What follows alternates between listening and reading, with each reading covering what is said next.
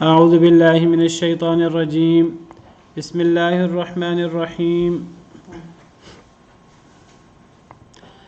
لقد من اللہ علی المؤمنین اذ بعث فیہم رسولا من انفسہم یتلو علیہم آیاتہ ویزکیہم ویعلمہم الکتاب والحکمہ وإن كانوا من قبل لفی ضلال مبین۔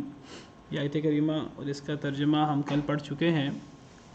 اس آیت کریمہ میں اللہ رب العالمین نے فرمایا ہے کہ اللہ نے مومنین پر بہت بڑا احسان کیا کہ جب اللہ نے ان میں ایک رسول بھیجا جو انہی میں سے تھا۔ اس پر کل تفصیل سے بات ہو چکی ہے۔ نبی کریم صلی اللہ علیہ وسلم کا اس دنیا میں تشریف لانا، آپ کا اس دنیا میں صرف تشریف لانا، یہ اللہ کا صرف یہ احسان نہیں ہے، بلکہ اللہ کا اصل احسان یہ ہے کہ آپ اس دنیا میں تشریف لائے اور پھر آپ اللہ کے رسول بنے۔ آپ کا بطور رسول تشریف لانا، تب اللہ کا کامل احسان ہوتا ہے مسلمانوں پر۔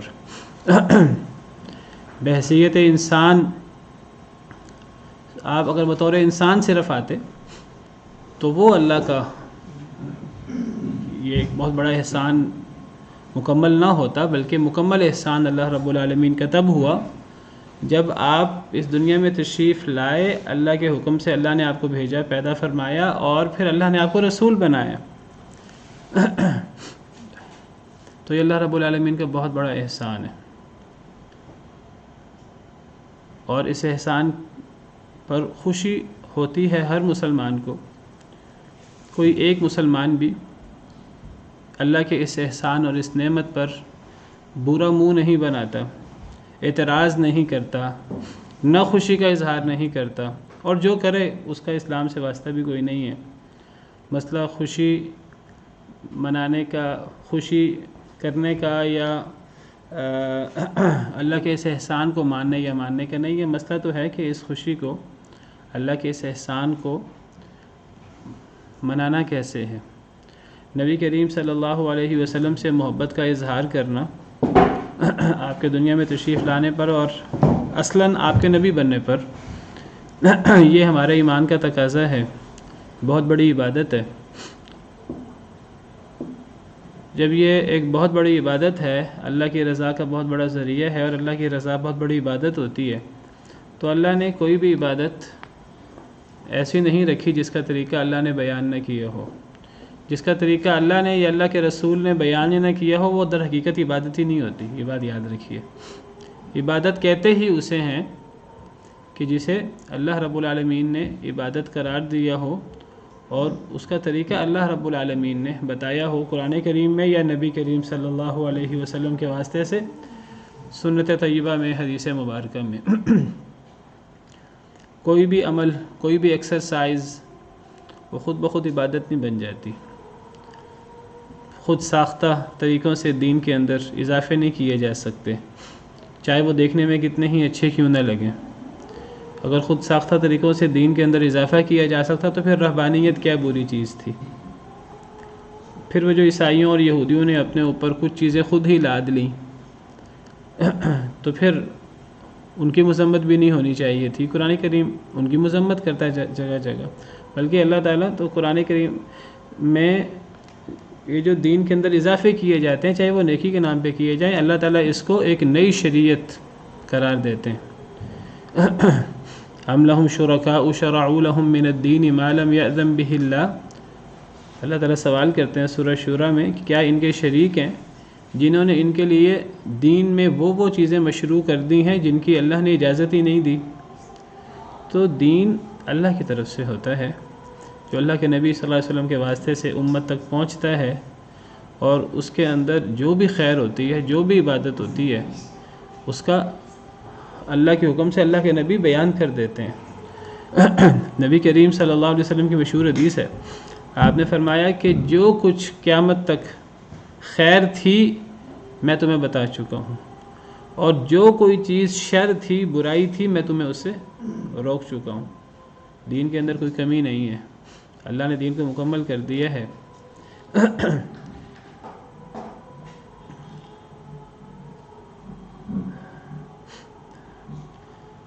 امام مالک رحمہ اللہ کا مشہور قول ہے کہ اگر مسلمان دنیا کے اندر غلبہ اور کامیابی حاصل کرنا چاہتے ہیں تو اس کا ایک ہی طریقہ ہے، وہ غلبہ اور وہ کامیابی اسی طریقے سے حاصل ہو سکتا ہے جس طریقے سے ہمارے قرون اول کے مسلمانوں نے حاصل کیا۔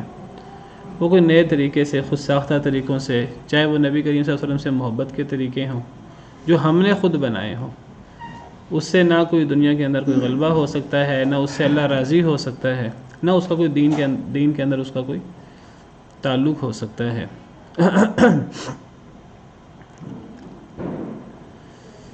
تو اللہ رب العالمین کا احسان یہ ہے کہ اللہ تعالیٰ نے مسلمانوں میں نبی کریم صلی اللہ علیہ وسلم کو بھیجا رسول بنا کر۔ آپ کا دنیا میں آنا اور آپ کا رسول بننا یہ اللہ رب العالمین کا احسان ہے۔ اسی لیے نبی کریم صلی اللہ علیہ وسلم نے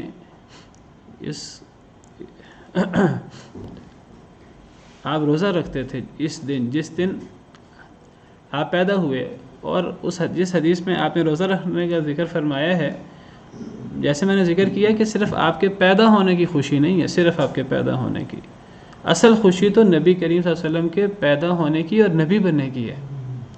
اسی لیے سنن ترمذی کی جو صحیح حدیث ہے جس میں نبی صلی اللہ علیہ وسلم سے سوال ہوا کہ آپ سوموار کا روزہ رکھتے ہیں، کیوں رکھتے ہیں؟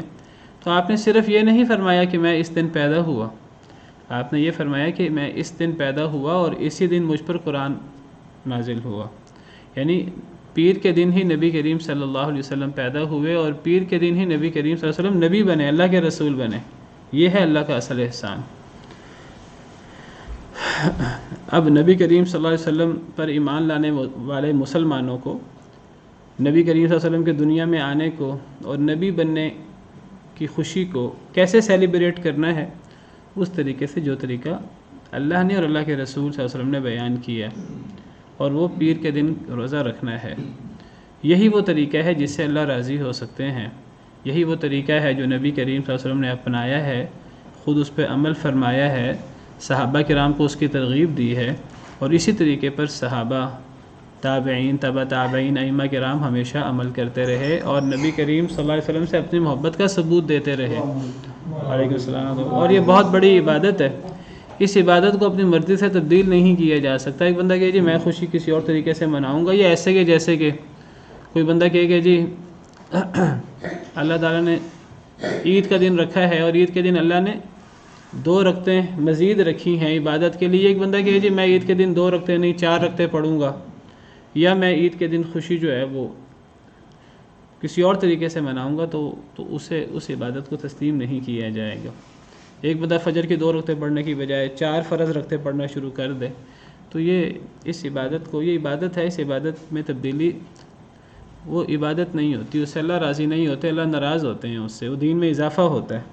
تو بہرحال نبی کریم صلی اللہ علیہ وسلم کا دنیا میں آنا اور نبی بننا یہ اللہ کا بہت بڑا احسان ہے، اور وہ احسان یہ بھی ہے کہ آپ دنیا میں تشریف لائے اور آپ نبی بنے، اور یہ بھی ہے کہ آپ ہم ہی میں سے ہیں، آپ انسانوں میں سے ہی ہیں۔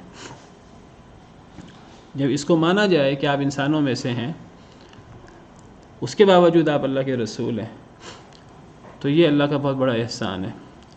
نبی کریم صلی اللہ علیہ وسلم کی ذمہ داری، آپ کے فرائض منصبی جو اللہ تعالیٰ نے بیان فرمائے ہیں وہ 4 ہیں۔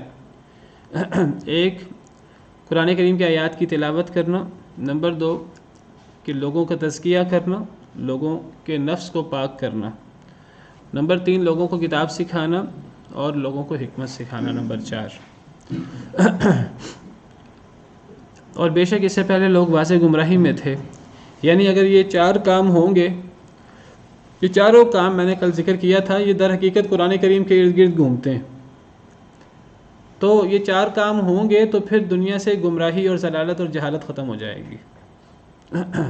دنیا سے گمراہی اور جہالت کو ختم کرنے کا طریقہ یہ ہے، اس سے پہلے لوگ گمراہ تھے، نبی صلی اللہ علیہ وسلم تشریف لائے اور انہوں نے اپنے فرائض منصبی جو اللہ نے یہاں بیان فرمائے ہیں وہ بدرجہ اتم پورے فرمائے، تو اس ضلالت کا، اس گمراہی کا، اس جہالت کا خاتمہ ہوا، ورنہ اس سے پہلے لوگ جہالت میں تھے، ضلالت اور گمراہی میں تھے۔ تو یہ 4 آپ کے فرائض ہیں، اور یہ چاروں قرآن کریم کے ارد گرد گھومتے ہیں۔ پہلا فرض منصبی ہے کہ یتلو علیہم آیاتی ہی، آپ تلاوت کرتے ہیں ان پر اللہ کی آیتیں. جی آیاتی ہی، اس کی آیتیں یعنی اللہ کی آیتیں، کیونکہ پیچھے اللہ تعالیٰ کے ذکر ہو رہا ہے، ضمیر پیچھے کسی کی طرف لوٹتی ہے، تو پھر آیاتی ہی سے مراد اللہ ہی مراد لے سکتے ہیں، رسول تو مراد نہیں لے سکتے. آیات تو اللہ کی ہیں، رسول کی آیات تو نہیں ہیں. تو انفسہم جمع کی ضمیر ہے، یہ مومنین پر لوٹتی ہے، پیچھے مومنوں کا ذکر ہے جو اس وقت اولین مخاطب تھے قریش. ویسے تمام مومن بھی اگر لے لیں بطور انسان، لیکن جو اولین مخاطب تھے وہ قریش، تو نبی صلی اللہ علیہ وسلم قریش میں سے تھے. آپ کا پہلا فرض منصبی، آپ ان کے اوپر مسلمانوں پر اللہ تعالیٰ کی آیات تلاوت کرتے ہیں. اچھا، یہاں اللہ تعالیٰ کی آیات تلاوت کرنے کا ذکر ہے اور آگے لوگوں کو کتاب سکھانے کا ذکر ہے. نہیں یہاں سے نہیں ہے، یہاں سے نہیں ہے، کہیں اور سے ہے. یہ کل بھی نا یہ آواز آ رہی تھی، میں بند کر دیتا ہوں یہاں سے. جی نہیں اس کی ضرورت نہیں ہے. یہ آن لائن جو کلاس ہے نا، آن لائن لوگوں میں سے کسی کا مائک آن ہو جاتا ہے. جی تو بات ہو رہی تھی کہ نبی کریم صلی اللہ علیہ وسلم کا جو پہلا فرض منصبی ہے وہ ہے کہ اللہ کی آیتیں لوگوں پر تلاوت کرنا. تو اللہ کی آیتیں تلاوت کرنے سے مراد لوگوں پر قرآن کریم پڑھنا،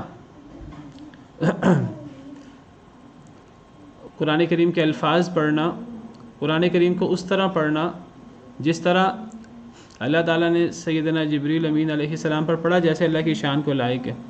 اور پھر جبریل امین علیہ السلام نے نبی کریم صلی اللہ علیہ وسلم پر پڑھا اور آپ کو سکھایا. تو نبی کریم صلی اللہ علیہ وسلم اسی طرح قرآن کریم کے آیات کو صحابہ کرام پر پڑھتے تھے، اسی طریقے سے صحابہ کرام کو قرآن پڑھنا سکھاتے تھے. اور صحابہ کرام کو اصولی طور پر قرآن پڑھنا آتا تھا، اس لیے کہ قرآن کریم وہ عربی زبان میں ہے اور اس کی ادائیگی وہ عربوں کے لہجے اور عربوں کی ادائیگی کے مطابق ہوتی ہے. اور صحابہ کرام کو اصلاً وہ آتی تھی، کوئی کمی بیشی ہوتی تھی تو نبی کریم صلی اللہ علیہ وسلم اسے ٹھیک کر دیتے تھے. حدیث مبارکہ میں حکم ہے نبی کریم صلی اللہ علیہ وسلم کا، اقرأ القرآن بلحون العرب واصواتها، قرآن کریم کو عربوں کے لہجوں اور عربوں کی آوازوں میں پڑھو. جو عربوں کا طریقہ کار ہے اس طریقہ کار کے مطابق قرآن کریم کا پڑھا جاتا ہے. اور سیدھی سی بات ہے کہ عربوں کو اصولاً یہ طریقہ کار آتا تھا.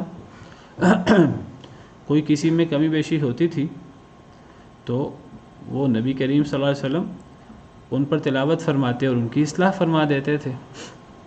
صاد کیسے ادا کرنا ہے، سین کیسے ادا کرنا ہے، زا کیسے ادا کرنا ہے، ذال کیسے ادا کرنا ہے، ضا کیسے ادا کرنا ہے، ضاد کیسے ادا کرنا ہے، ان تفصیلات کا عربوں کو پتہ تھا.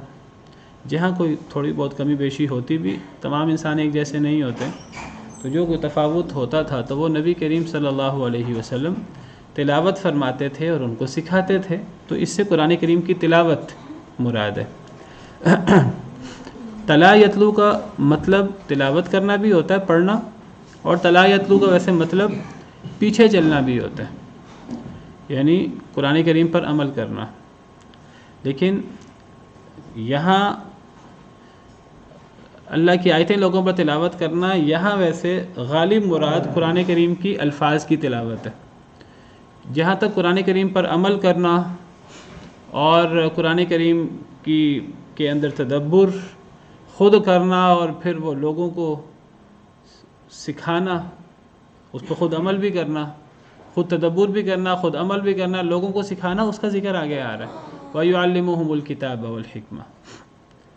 تو تعلیم کتاب چونکہ بعد میں آ رہا ہے، اس کا الگ ذکر ہے. تو یہاں تلاوت آیات سے مراد تجوید کے ساتھ قرآن کریم کی تلاوت ہے.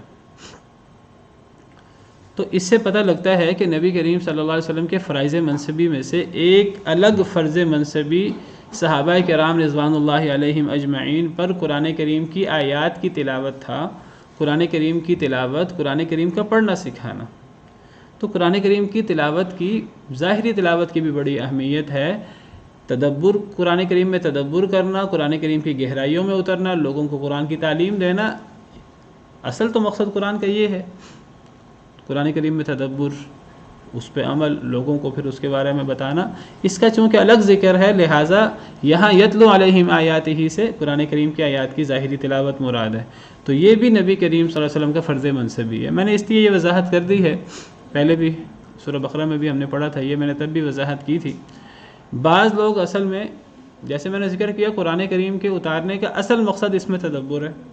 جس طرح اللہ تعالیٰ فرماتے ہیں کتاب انزلناہ الیک مبارک لیدبروا آیاتہ ولیتذکر اولو الالباب. ہم نے یہ کتاب نازل کی ہے، سورہ صاد میں اللہ فرماتے ہیں ہم نے یہ کتاب نازل کی ہے، بڑی بابرکت کتاب ہے. ہم نے اس لیے یہ بابرکت کتاب نازل کی ہے لیدبروا آیاتہ، تاکہ لوگ اللہ کی آیتوں میں تدبر کریں اور تاکہ لوگ اس سے نصیحت پکڑیں، یعنی اس پہ عمل کریں. تو قرآن کے اتارنے کا اصل مقصد تو تدبر ہے. افلا یتدبرون القرآن ام علی قلوب اقفالها، یہ قرآن میں تدبر کیوں نہیں کرتے؟ کیا ان کے دلوں پہ تالے لگ چکے ہیں؟ تو قرآن کے اتارنے کا جو اصل مقصد ہے وہ تو تدبر ہے. لیکن اس کا مطلب یہ نہیں ہے کہ قرآن کے اتارنے کا اصل مقصد تدبر ہے تو پھر تلاوت کی، تجوید کی کوئی اہمیت نہیں ہے. نہیں، تجوید کی بھی اہمیت ہے، تلاوت کی بھی اہمیت ہے، اگرچہ زیادہ اہمیت تدبر کی ہے. تو یہ نہ ہو کہ تدبر کی اہمیت کسی کے ذہن میں ہو اور وہ تدبر میں لگا رہے، اتنا تدبر میں لگا رہے کہ تلاوت اور ادائیگی کی طرف اس کی توجہ ہی نہ ہو، اور وہ قرآن کریم کو غلط پڑھتا رہے، سین کی جگہ صاد پڑھتا رہے، زا کی جگہ ذال پڑھتا رہے، تا کی جگہ تو پڑھتا رہے، قرآن کریم کے الفاظ کو ہی بدلتا رہے. جب قرآن کریم کے الفاظ کو بدلے گا اجمی خاص طور پر، تو پھر قرآن کریم کے معنی کہاں سے کہاں پہنچ جائیں گے. وَنُدْخِلُهُمْ ظِلًّا ظَلِيلًا، ہم انہیں سایوں میں داخل کریں گے. قرآن کریم میں ہے وَنُدْخِلُهُمْ ظِلًّا، ظل کس سے ہے؟ ظا، طا ظا، جس کو ہم اردو میں توئیں ظوئیں کہتے ہیں، اردو میں کہتے ہیں ہم، عربی میں طا ظا ہوتا ہے، عربی حروف تہجی. اور ظل کا مطلب ہے سائے. تو اللہ فرماتے ہیں اہل جنت کے بارے میں ہم انہیں سایوں میں داخل کریں گے. اگر ہم اس کو وَنُدْخِلُهُمْ ظِلًّا ظَلِيلًا کی بجائے تھوڑا باریک پڑھ لیں وَنُدْخِلُهُمْ ظِلًّا ظَلِيلًا، تو بالکل الٹ معنی ہو جائے گا. یعنی ایک طرف یہ اللہ تعالیٰ تعریف بیان کر رہے ہیں اہل جنت کی، نیک لوگوں کی، ہم انہیں قیامت کے دن یہ دھوپ اور یہ جو دنیا کے اندر گرمی اور تپش ہے یہ انہیں حاصل نہیں ہوگی، وہ سایوں میں ہوں گے گھنے درختوں کے. اور دوسری صورت میں معنی ہو جائے گا ہم انہیں ذلت میں داخل کر دیں گے، ہم انہیں ذلیل کر دیں گے. بالکل الٹ معنی ہو گیا. یہ ذلت اور یہ جو رسوائی ہے یہ تو کافروں کا مقدر ہے قیامت کے دن. تو قرآن کریم کی تلاوت ٹھیک ہے، اصل مقصد تدبر ہے، لیکن اس کا مطلب یہ نہیں ہے کہ اب قرآن کریم کی تلاوت ہی صحیح طریقے سے نہ ہو. تو نبی کریم صلی اللہ علیہ وسلم کے فرائض منصبی میں سے ایک فرض قرآن کریم کی آیات کی تلاوت تھی. آپ تلاوت بھی کرتے تھے، صحابہ کرام کو سناتے بھی تھے، ان کی اصلاح بھی کرتے تھے، ان کو سکھاتے بھی تھے. اللہ تعالیٰ نے نبی کریم صلی اللہ علیہ وسلم کو جو قرآن کریم کو ترتیل سے پڑھنے کا حکم دیا ہے، وَرَتِّلِ الْقُرْآنَ تَرْتِيلًا، اور اللہ تعالیٰ نے بھی قرآن کریم کو ترتیل سے پڑھا ہے. کئی دفعہ بات ہو چکی ہے اس موضوع پر. تو ترتیل کیا چیز ہے؟ ترتیل کے اندر قرآن کریم کو تجوید سے پڑھنا بھی آتا ہے، اور قرآن کریم کی گہرائی اور قرآن کریم کا فہم، تدبر، یہ دونوں آتے ہیں. کیونکہ ترتیل کے بارے میں اس کی تفسیر میں آتا ہے الترتیل هو تجوید الحروف و معرفت الوقوف. ترتیل حروف کو تجوید اور عمدگی سے پڑھنا ہے اور وقوف کی معرفت. تو تجوید الحروف، حروف کو تجوید اور عمدگی سے پڑھنا، یہ تو تلاوت آیات ہو گیا. ترتیل کا آدھا حصہ تجوید الحروف ہے. و معرفت الوقوف، اور وقوف کی معرفت، کہاں وقف کرنا کہاں نہیں کرنا، اس کا تعلق تفسیر سے ہے. معنی پتہ ہوگا تو پتہ لگے گا کہاں وقف کرنا کہاں نہیں کرنا. وقف کا تعلق تفسیر سے ہے. تو گویا کہ ترتیل سے اللہ نے ہمیں پڑھنے کا حکم دیا قرآن کریم کو، اور اللہ نے بھی ترتیل سے پڑھا ہے. تو ترتیل میں تجوید اور تفسیر یعنی تدبر یہ دونوں آ جاتے ہیں. تو تدبر کی اہمیت بیان کرتے کرتے تجوید ختم کر دی جائے یہ بھی صحیح نہیں ہے. تدبر کی اہمیت زیادہ ہے، اور تجوید کو اتنا چڑھا لیا جائے کہ تدبر ختم ہو جائے، ساری توجہ قرآن کریم کو بس سیدھا کرنے میں لگ جائے، تیر کی طرح قرآن کریم کو سیدھا کر دیا جائے ظاہری طور پر، نہ مفہوم کا پتہ ہے نہ تدبر کا پتہ ہے، انسان کو پتہ ہی نہیں ہے، انسان قرآن پڑھ رہا ہے اور قرآن کے احکامات سے صرف نظر کیا جا رہا ہے، اس نے کبھی غور ہی نہیں کیا قرآن ہم سے کیا کہہ رہے ہیں۔ قرآن کریم میں پڑھ رہا ہے کہ جھوٹوں پر اللہ کی لعنت ہے، اور اسے پتہ ہی نہیں کہ قرآن کریم میں جھوٹ کی مذمت بھی ہے، وہ تجوید ٹھیک کرنے میں لگا ہوا ہے اور جھوٹ بولتا جا رہا ہے، اپنے اوپر ہی لعنت کیے جا رہا ہے۔ تو دونوں چیزوں کی اہمیت ہے، زیادہ اہمیت تدبر کی ہے، لیکن اگر تدبر کی اہمیت زیادہ ہے اس کا مطلب یہ نہیں کہ تجوید کو بالکل ختم کر دیا جائے۔ یہ پورا ایک نبی کریم صلی اللہ علیہ وسلم کا فرض منصبی تھا کہ قرآن کریم کی تلاوت کی جائے صحابہ کرام رضوان اللہ علیہم اجمعین پر، اور اس طریقے سے جو قرآن کریم کو پڑھنے کا صحیح طریقہ ہے، عربوں کے لہجوں میں اور عربوں کی آواز میں۔ تو قرآن کریم کو تجوید کے ساتھ پڑھنا یہ بہت ضروری ہے، اور اصل تو بہرحال وہ تدبر اور تعلیم ہے، قرآن کریم کی گہرائی میں اترنا، وہ آگے آ رہا ہے۔ اس کی وجہ یہ ہے کہ قرآن کریم کا صرف مفہوم اللہ کی طرف سے نہیں ہے، قرآن کریم کے الفاظ بھی مبارک الفاظ اللہ رب العالمین نے قرآن کریم کے ساتھ تکلم فرمایا، قرآن کے الفاظ بھی اللہ رب العالمین کے ہیں۔ جب یہ اللہ رب العالمین کے الفاظ ہیں تو قرآن کریم کے صرف الفاظ پڑھنے کا بھی فائدہ ہے، ثواب ہے۔ اگر کوئی بندہ قرآن کریم کے اندر تدبر نہ کرے، قرآن کریم کی تفسیر اور گہرائی کے اندر نہ جائے، صرف قرآن کریم کی تلاوت کرے، ظاہری تلاوت، تو صرف تلاوت کرنے کا بہت بڑا ثواب ہے، یعنی ایک حرف پڑھنے پر 10 نیکیاں۔ نبی کریم صلی اللہ علیہ وسلم نے فرمایا کہ جو بندہ قرآن کریم کا ایک حرف پڑھتا ہے اسے 10 نیکیاں ملتی ہیں، ترمذی کے اندر حدیث ہے، اس کا مفہوم ہے۔ آپ صلی اللہ علیہ وسلم نے فرمایا میں یہ نہیں کہتا کہ الف لام میم یہ 3 حرف ہیں، یہ ایک حرف ہے، یہ الف لام میم 3 حرف ہیں، الف الگ حرف ہے، لام الگ حرف ہے، میم الگ حرف ہے، الف لام میم پڑھنے سے 30 نیکیاں ملتی ہیں۔ تو یہ صرف قرآن کریم کو ظاہراً پڑھنے کی، تجوید کے ساتھ پڑھنے کی فضیلت ہے، تدبر کے بغیر۔ علماء نے اس سے استدلال کیا کہ نبی کریم صلی اللہ علیہ وسلم نے جب قرآن کریم کے ایک حرف پڑھنے کی فضیلت بیان کی 10 نیکیاں، اور وہ ایک حرف کی ہیں، ایک کلمہ پڑھنے کی، ایک لفظ پڑھنے کی، ایک ورڈ پڑھنے کی نہیں ہے، ایک حرف پڑھنے کی ہیں، تو علماء نے غور کیا کہ نبی صلی اللہ علیہ وسلم نے جو مثال دی ہے، مثال الف لام میم کی دی ہے آپ نے مثال کوئی کسی اور الکتاب یا یعلمون یا الصلاۃ یا اس کی نہیں دی، جن کا معنی بھی ہے، جن کا معنی بھی پتہ ہے لوگوں کو۔ الف لام میم کی آپ نے مثال دی جس کا لوگوں کو معنی ہی نہیں پتہ، اللہ عالم بمرادہ۔ اس سے علماء نے استدلال کیا ہے کہ اس سے پتہ لگا کہ یہ جو قرآن کریم کے ایک حرف پر 10 نیکیاں ہیں، یہ تو تب ہیں جب معنی پہ غور نہ کیا جائے، تو تب 10 نیکیاں ہیں جب صرف تجوید کے ساتھ قرآن کریم کو پڑھا جائے عربوں کے لہجے کے مطابق۔ اور اگر قرآن کریم کو تجوید کے ساتھ بھی پڑھا جائے اور ساتھ قرآن کریم میں تدبر بھی کیا جائے، غور بھی کیا جائے، پھر تو اتنا ثواب ہوتا ہے ایک حرف کا، ایک آیت کا، کہ وہ تصور سے باہر ہے۔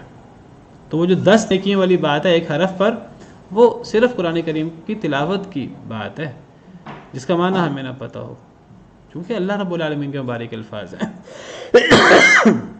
ورنہ قرآن کریم کی ایک آیت پڑھنا اور ایک آیت سمجھ کر پڑھنا، یہ اتنا بڑا ثواب ہے کہ دنیا کی جو بڑی بڑی نعمتیں ہیں، اس دور کی جو بڑی نعمت ہوتی تھی ایک سرخ اونٹنی، تو فرمایا قرآن کریم کی ایک آیت کوئی بندہ پڑھے، کوئی قرآن کریم کی ایک آیت مسجد جا کر سیکھے، تو وہ ایک سرخ اونٹنی سے افضل ہے، برابر نہیں ہے اس کے، کتنا افضل ہے یہ نہیں پتہ۔ اور سرخ اونٹنی اس دور کا سب سے قیمتی سواری، سب سے قیمتی جانور ہے۔ آج آپ دیکھ لیجئے، آج کی سب سے قیمتی سواری آپ لے لیجئے، یہ قرآن کریم کی ایک آیت۔ دیکھیے آیت کے لیے ضروری نہیں ہے کہ وہ آیت المدائنہ ہی ہو، وہ پورے پیج والی، وہ آیت چھوٹی سی بھی ہو سکتی ہے۔ ثم نظر، یہ بھی قرآن کریم کی آیت ہے۔ والعصر، یہ بھی قرآن کریم کی آیت ہے۔ والفجر، یہ بھی قرآن کریم کی آیت ہے۔ تو ایک آیت کو تجوید کے ساتھ پڑھنا، پھر اس کو سمجھ کر پڑھنا، یہ دنیا جہاں کی یعنی قیمتی سے قیمتی نعمت سے بھی بڑی چیز ہے۔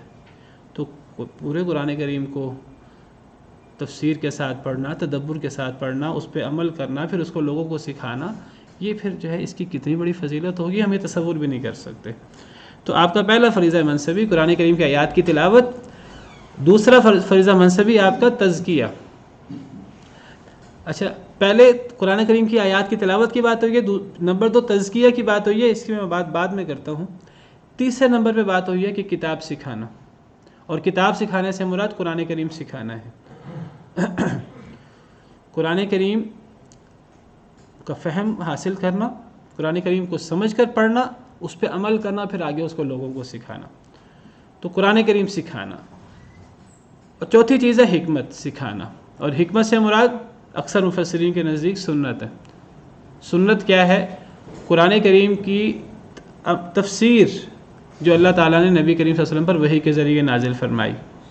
تو نبی کریم صلی اللہ علیہ وسلم صحابہ کرام کو صرف قرآن نہیں سکھاتے تھے، قرآن اور قرآن کی گہرائیاں اور تفصیل وہ نہیں بتاتے تھے تفسیر، بلکہ حدیث مبارکہ وہ بھی جو قرآن کریم کی تفصیلی شرح ہے، تفصیلی بیان ہے، تو وہ حکمت بھی سکھاتے تھے۔ تو دیکھیے تلاوت آیات، یہ قرآن کی تلاوت ہے، پہلا آپ کا فرض منصبی۔ تیسرا فرض منصبی کتاب سکھانا، قرآن سکھانا، اور قرآن کا تدبر اور قرآن کا فہم یہ آگے بھی سکھانا۔ اور چوتھا جو فرض منصبی بیان کیا نبی صلی اللہ علیہ وسلم کا، وہ ہے کہ قرآن کی جو تفسیر ہے سنت، وہ قرآن کی تفسیر ہے، قرآن کا بیان ہے، یاد رکھیے۔ وَأَنزَلْنَا إِلَيْكَ الذِّكْرَ لِتُبَيِّنَ لِلنَّاسِ مَا نُزِّلَ إِلَيْهِمْ، ہم نے آپ پر ذکر یعنی قرآن نازل کیا ہے تاکہ آپ اسے لوگوں کے سامنے بیان کرتے ہیں، لوگوں کے سامنے اس کی وضاحت تفسیر بیان کرتے ہیں۔ تو اسی تفسیر کو، اسی بیان کو سنت کہتے ہیں یا حکمت کہتے ہیں۔ تو نبی کریم صلی اللہ علیہ وسلم صحابہ کرام کو قرآن بھی سکھاتے تھے اور حکمت، قرآن کی تفسیر اور بیان بھی سکھاتے تھے۔ تو پہلا فرض منصبی قرآن کی تلاوت، دوسرا قرآن سکھانا، تیسرا قرآن کی تفسیر، قرآن کا بیان سکھانا، یہ تینوں چیزیں قرآن سے متعلق ہیں۔ تو یہ جو دوسرا فرض منصبی ہے وہ تزکیہ کرنا لوگوں کا۔ تو قرآن کریم صرف ظاہری الفاظ کا نام نہیں ہے۔ قرآن کریم صرف قرآن کریم کے اندر تدبر کر دینا، اس کے اندر فقہ کے اور تفصیلی احکامات نکال لینا، یہ صرف خشک بحثیں نہیں ہیں، کوئی قانونی اور فقہی بحثیں نہیں ہیں کہ آپ ہم تلاوت کر لیں اور ہم جو ہے فقہی اور قانونی بحثیں کر لیں، گہری گہری بحثیں کر لیں۔ اصل تھا اس کو اپنے اوپر اتارنا، اس پر عمل کرنا۔ لِيَدَّبَّرُوا آيَاتِهِ وَلِيَتَذَكَّرَ أُولُو الْأَلْبَابِ کتاب انزلناہ الیک مبارک لیدبروا آیاتہ، یہ کتاب ہم نے نازل کی، بڑی بابرکت کتاب ہے تاکہ لوگ اس میں تدبر کریں، غور و فکر کریں، اس کی گہرائی میں اتریں، لیکن صرف خالی خول گہرائی نہیں، صرف فقہی قانونی منہ شگافیاں نہیں۔ وَلِيَتَذَكَّرَ أُولُو الْأَلْبَابِ، اصل عقل مند تو وہ ہیں جو باقاعدہ نصیحت حاصل کرتے ہیں، اپنے اوپر اس کو اتارتے ہیں، ڈھالتے ہیں، اپنی اصلاح کرتے ہیں، اپنی تربیت کرتے ہیں۔ تربیت اور تزکیہ جو قرآن سے ہوتا ہے، نبی صلی اللہ علیہ وسلم کا یہ بھی فرض منصبی تھا۔ اور یہ یاد رکھیے کہ یہ تزکیہ جو ہے یہ پیچھے تلاوت آیات ہے اور آگے تعلیم کتاب و حکمت ہے۔ یہ تزکیہ قرآن تلاوت آیات سے اور قرآن اور سنت کی تعلیم سے ہوتا ہے، قرآن اور سنت سیکھنے سکھانے سے ہوتا ہے۔ اس تزکیہ اور اس تربیت کے لیے اور اس اپنے نفس کی صفائی کے لیے کوئی خارجی ذرائع کوئی نہیں ہے، جس طرح کچھ لوگوں نے سمجھ رکھا ہے کہ جی ایک تو قرآن کریم کی آیات کی تلاوت ہے، ایک تو قرآن کریم سیکھنا سکھانا ہے، حدیث سیکھنا سکھانا ہے، ایک تزکیہ ہے، وہ کچھ اور اصول ہیں، وہ طریقت سے ہوتا ہے۔ یہ تو ساری شریعت ہے، وہ طریقت سے ہوتا ہے، وہ اس کے لیے ہمیں جو ہے نا کچھ اور جو ہے وہ ہمیں جو ہے نا وہ کیا کہتے ہیں اس کو کچھ طریقے ہوتے ہیں، کچھ 40 دن لگائیں گے، کچھ چلے لگائیں گے، کچھ فلاں کام کریں گے، یہ کریں گے، وہ کریں گے، تو تزکیہ نفس تو اس سے ہوگا۔ یہ ہم نے کہاں سے نکال لی؟ کیا نبی کریم صلی اللہ علیہ وسلم جو لوگوں کا تزکیہ کرتے تھے، کیا وہ لوگوں کا تزکیہ چلوں سے اور وہ لوگوں کا تزکیہ وہ شریعت کے علاوہ کسی اور چیز سے کرتے تھے؟ قرآن کریم سے نہایت وضاحت سے ثابت ہو رہا ہے کہ یہ تزکیہ قرآن کریم پڑھنے اور قرآن کریم کی تعلیم سے ہوتا ہے۔ یہ تزکیہ جو نفس کی صفائی ہے، دل کی صفائی ہے، یہ قرآن پڑھنے سے بھی ہوتی ہے، صرف ظاہری قرآن کے الفاظ پڑھنے سے بھی ہوتی ہے، کیونکہ یہ اللہ کے الفاظ ہیں، یہ کسی کوئی انسانی کلام نہیں ہے۔ یہ قرآن ظاہراً قرآن پڑھنے سے بھی دل کی صفائی ہوتی ہے، اور پھر قرآن کریم میں تدبر کرنے سے، غور کرنے سے، گہرائیوں میں اترنے سے، صرف قانونی اور فقہی طور پہ ظاہری طور پر سیکھنے سکھانے تک نہیں، اس کو اپنے اندر اتار لینے سے۔ یہ وہ چیز ہے جو آج ہماری تعلیم کے اندر ختم ہو گئی ہے، یہ تربیت اور یہ تزکیہ۔ اور آج ہم نے تعلیم نام دے دیا ہے بس ظاہراً سیکھنے سکھانے کو، اور اس کے اندر قرآن تو ویسے ہی ہم نے نکال دیا۔ اور اگر قرآن سیکھنا سکھانا ہو ہمارے مدارس کے اندر، کئی جگہوں کے اندر تربیت ختم ہو گئی ہے، ایک استاد تو ہوتا ہے، مربی تو معلم تو ہوتا ہے، مربی کوئی نہیں ہوتا. لیکن نبی صلی اللہ علیہ وسلم کے جو فرائض منصبی ہیں وہ تلاوت آیات بھی ہے، اور وہ مزکی، مربی، تربیت، تزکیہ، اور پھر تعلیم، کتاب و حکمت. تو یہ نبی صلی اللہ علیہ وسلم کے فرائض منصبی ہیں. یہ چاروں چیزیں میں نے کل بھی ذکر کیا تھا، آج بھی یہ قرآن کے ارد گرد گھومتی ہیں. یہ قرآن سے، شریعت سے الگ نہیں ہیں یہ ساری چیزیں. اس کے اندر بنیادی کردار قرآن کا ہے، قرآن کی تلاوت کا اور قرآن کے تدبر کا. تو میں نے آپ سے ذکر کر رہا تھا کہ نبی کریم صلی اللہ علیہ وسلم کے فرائض منصبی یہاں 4 بیان ہوئے ہیں، اور دیگر آیت کریمہ میں ایک ہی بیان ہوا ہے، اور وہ قرآن کا بیان ہے. وَأَنزَلْنَا إِلَيْكَ الذِّكْرَ لِتُبَيِّنَ لِلنَّاسِ. ہم نے آپ پر ذکر نازل کیا کہ آپ اسے لوگوں کے سامنے بیان کر دیں. سورہ نحل آیت نمبر 44. تو وہاں آپ کا فرض منصبی بیان کیا کہ آپ لوگوں کے لیے سامنے صرف قرآن واضح کر دیں، قرآن کا بیان کر دیں. تو وہاں ایک فرض منصبی بیان کیا ہے، یہاں 4، یہ چاروں فرائض منصبی اس ایک کے ارد گرد گھومتے ہیں. تو نبی کریم صلی اللہ علیہ وسلم لوگوں تک صرف قرآن پہنچانے نہیں آئے تھے اللہ تعالیٰ سے، وحی کے ذریعے جو آپ تک پہنچا، آپ لوگوں کو قرآن سکھانے آئے تھے. قرآن کی تلاوت بھی، اور قرآن کی تفسیر بھی، قرآن میں تدبر بھی، اور قرآن سے تزکیہ کرنے آئے تھے. تو قرآن سیکھنا اور سکھانا، حدیث سیکھنا اور سکھانا، یہ نبوی فرض منصبی ہے. تو جو قرآن سیکھتا اور سکھاتا ہے گویا کہ نبی کریم صلی اللہ علیہ وسلم کی وراثت کے اوپر چلتا ہے. اسی لیے وہ علماء جن کا مرکز اور محور قرآن اور سنت ہوتا ہے، تو ان علماء کو نبیوں کا وارث قرار دیا گیا. العلماء ورثۃ الانبیاء. اور جو بندہ لوگوں کو خیر سکھاتا ہے، دین سکھاتا ہے، قرآن حدیث سکھاتا ہے، سیکھتا ہے، سکھاتا ہے، عمل کرتا ہے، لوگوں کو بتاتا ہے اللہ سے ڈرتے ہوئے، دنیا جہاں کی ہر مخلوق اس کے لیے دعا کرتی ہے حدیث مبارکہ کے مطابق. پانی میں چلنے والی مچھلیاں، ہواؤں میں اڑنے والے پرندے، چونٹیاں اپنے بلوں کے اندر. بہت بڑی فضیلت کی بات ہے. اللہ تعالیٰ عمل کرنے کی توفیق دے، اللہ سیکھنے کی اور پھر سکھانے کی توفیق دے. اور تزکیہ کے بارے میں نے ذکر کیا کہ تزکیہ یہ قرآن سے ہوتا ہے، یہ دین سے ہوتا ہے، شریعت سے ہوتا ہے. جو بندہ یہ دعویٰ کرے کہ تزکیہ کے لیے کوئی طریقت، کوئی اور چیزوں کی ضرورت ہے، تو آپ سمجھ لیجئے کہ وہ گمراہ شخص ہے، اللہ معاف کرے. یہ پاکیزہ کے معنی میں آتا ہے تزکیہ، پاک کرنا، اپنے نفس کو پاک کرنا، انسان کی تربیت. تو یہ تربیت شریعت سے ہوتی ہے. کچھ لوگ کہتے ہیں کہ جی اصل میں وہ صحابہ کرام تھے، صحابہ کرام کی جو تزکیہ اور تربیت تھی وہ تو نبی صلی اللہ علیہ وسلم کے وہ ساتھی تھے، وہ نبی صلی اللہ علیہ وسلم کے ساتھ رہتے تھے، ان کا تو تزکیہ اور تربیت وہ شریعت سے اور نبی صلی اللہ علیہ وسلم کی تعلیمات سے ہو جاتی تھی، ہماری نہیں ہوتی. اللہ معاف کرے، شیطان نے کیسے ورغلایا ہوا ہے کہ ان کا تو تزکیہ، یعنی اگر وہ یہ کہیں کہ نبی صلی اللہ علیہ وسلم نے صحابہ کا تزکیہ وہ شریعت سے نہیں کیا، قرآن و سنت سے نہیں کیا، پھر ان کو کہنا پڑے گا کہ آپ نے ان کا تزکیہ کسی اور طریقے سے کیا، پھر وہ طریقہ ان کو ثابت کرنا پڑے گا. وہ ثابت نہیں کر سکتے. دنیا جہاں قیامت تک کوئی بندہ یہ ثابت نہیں کر سکتا کہ آپ نے تزکیہ اور تربیت کسی اور چیز سے کی. وہ جس طریقے سے یہ کرتے ہیں، وہاں کہنا پڑتا ان کو کہ صحابہ کرام کی تربیت تو نبی صلی اللہ علیہ وسلم نے قرآن سے کی، قرآن و سنت سے کی. پھر وہ اس کا جواب یہ دیتے ہیں، وہ کہتے ہیں اصل میں وہ بڑے صاف دل کے لوگ تھے، اللہ نے ان کو نبی صلی اللہ علیہ وسلم کی صحبت کے لیے چنا تھا. وہ نبی کریم صلی اللہ علیہ وسلم کو دیکھتے تھے اور نبی صلی اللہ علیہ وسلم کی مصاحبت سے، صحبت سے مشرف یاب ہوتے تھے. تو ان کا تو شریعت سے تزکیہ ہو جاتا تھا، ہم وہ نہیں ہیں، ہمارا تزکیہ شریعت سے نہیں ہوتا. کتنا بڑا وسوسہ ہے جو شیطان نے ڈالا ہے. یعنی اگر صحابہ کرام کا تزکیہ ہو جاتا ہے شریعت سے تو ہمارا کیوں نہیں ہوتا؟ وہ کہتے ہیں نہیں، ہمارا تزکیہ طریقت سے ہوگا. یعنی ان کے نزدیک جو طریقت ہے وہ شریعت سے کوئی بڑھ کر چیز ہے کہ صحابہ کرام تو چونکہ نبی صلی اللہ علیہ وسلم کے ساتھ رہتے تھے تو ان کے لیے تو چیزیں آسان تھیں، تو شریعت تو چھوٹی چیز ہے، ان کا تو تزکیہ چھوٹی چیز سے ہو گیا. ہمارا تزکیہ اس طریقے سے نہیں ہو سکتا، ہم تو بہت دور نکل گئے ہیں، ہمارا تزکیہ کسی اور طریقے سے ہوگا. یعنی ہمیں کسی اور دین کی ضرورت ہے. اللہ معاف کرے. اولما اصابتکم مصیبت قد اصبتم مثلیہا قلتم انا ھذا.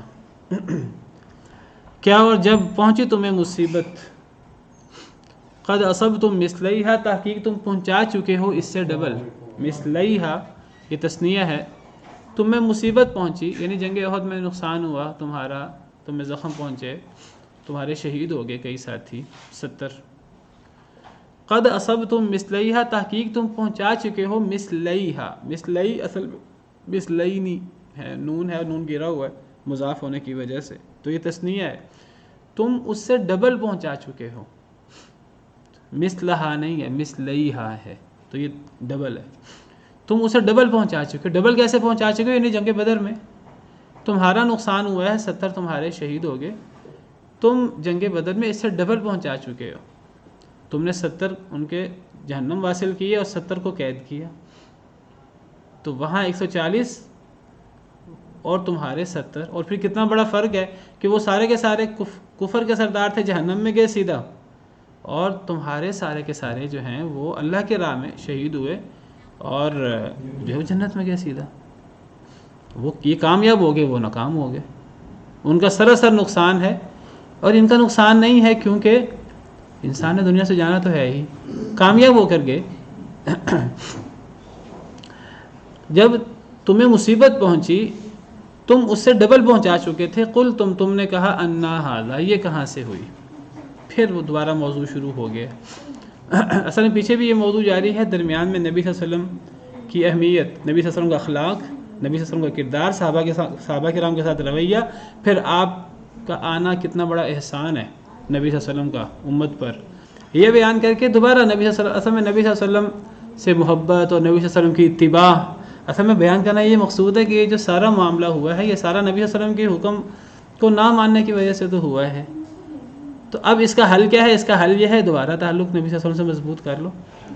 تو دوبارہ وہی موضوع شروع ہو گیا کہ تمہیں مصیبت پہنچی، تم اس سے ڈبل پہنچا چکے تھے جنگ بدر میں.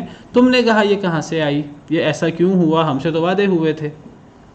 منافقین نے زیادہ ان چیزوں کو اچھالا، مسلمان بھی بعض دفعہ جو ہے ان کے ذہنوں میں بھی سوال آ جاتا. قل، اے اللہ کے نبی صلی اللہ علیہ وسلم آپ فرما دیجیے، آپ جواب دیں اس کا. ہوا من عند انفسکم، یہ تمہارے اپنی جانوں کی وجہ سے ہے، یہ تو تمہاری وجہ سے ہے.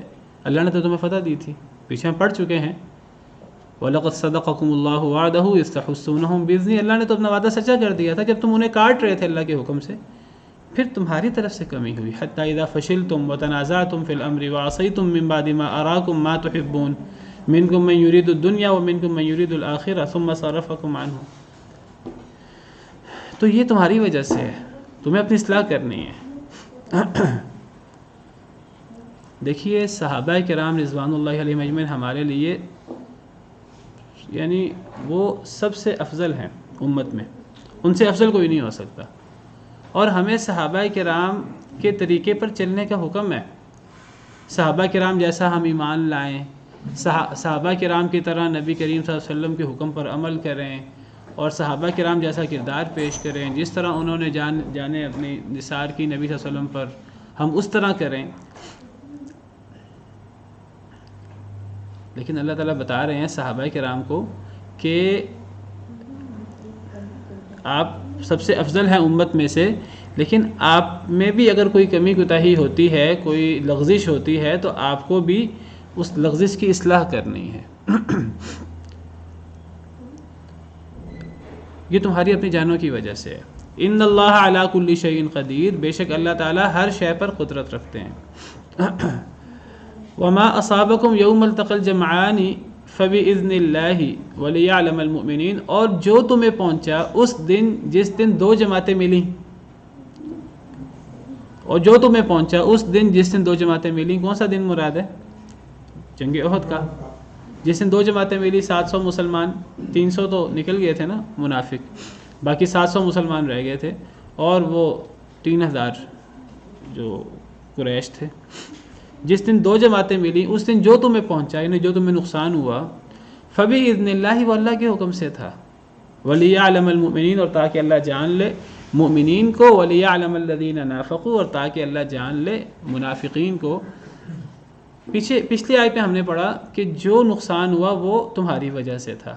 یہاں اللہ فرما رہے ہیں کہ جس دن دو جماعتیں ملی اس دن جو تمہارا نقصان ہوا وہ اللہ کے حکم سے تھا، اللہ کی اجازت سے تھا.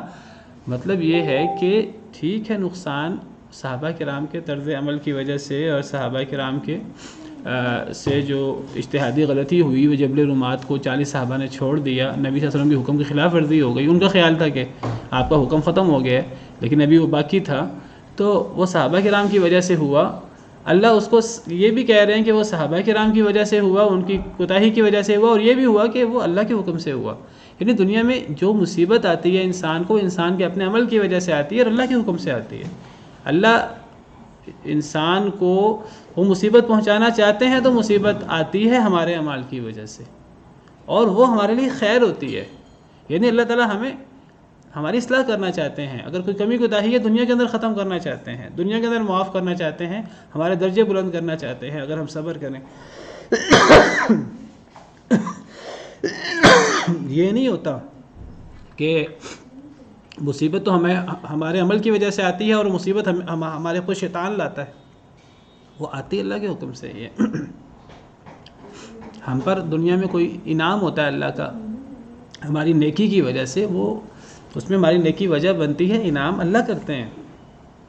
اگر ہمیں کوئی مصیبت آتی ہے ہمارے کمی کی وجہ سے، ہماری کوتاہی کی وجہ سے، اللہ کے حکم سے آتی ہے، اس میں ایک مقصد تو ہماری اصلاح ہوتا ہے، ہماری کمی کوتاہی معاف ہو جائے، ہمیں ٹھوکر لگ جائے، انسان غفلت کی نیند سے جاگ جائے، اور مقاصد ہوتے ہیں اللہ تعالیٰ کے، اللہ کے حکم سے ہوتا ہے۔ اسی لیے قرآن کریم کا مطالعہ کریں، قرآن کریم میں جہاں جہاں مصیبت کا ذکر ہے وہاں عام طور پہ دو انداز اختیار کیے گئے ہیں۔ ایک تو عمومی انداز ہے، وما اصابکم من مصیبت فبما کسبت ایدیکم، تمہیں جو مصیبت آئے تمہارے ہاتھوں کی کمائی ہوتی ہے، اور دوسری جگہ قرآن میں کیا آتا ہے، ما اصاب من مصیبت الا باذن اللہ، جو مصیبت بھی آئے اللہ کے حکم سے آتی ہے۔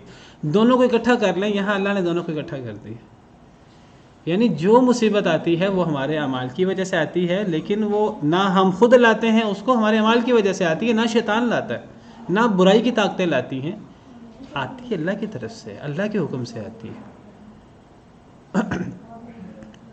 اللہ تعالیٰ کیوں بھیجتے ہیں؟ ہمارے اعمال کی وجہ سے، ہمارے اعمال کی اصلاح کے لیے، ہمیں غفلت کی نیند سے جگانے کے لیے، دنیا کے اندر ہمارے گناہ معاف، کمیاں کوتاہیاں معاف کرنے کے لیے، درجات بلند کرنے کے لیے، آخرت میں نعمتوں سے نوازنے کے لیے۔ اگر کوئی بندہ صبر کرے، حوصلہ کرے تو، اگر کوئی بندہ صبر نہ کرے تو ایک الگ بات ہے، تو دونوں چیزیں اکٹھی ہوتی ہیں۔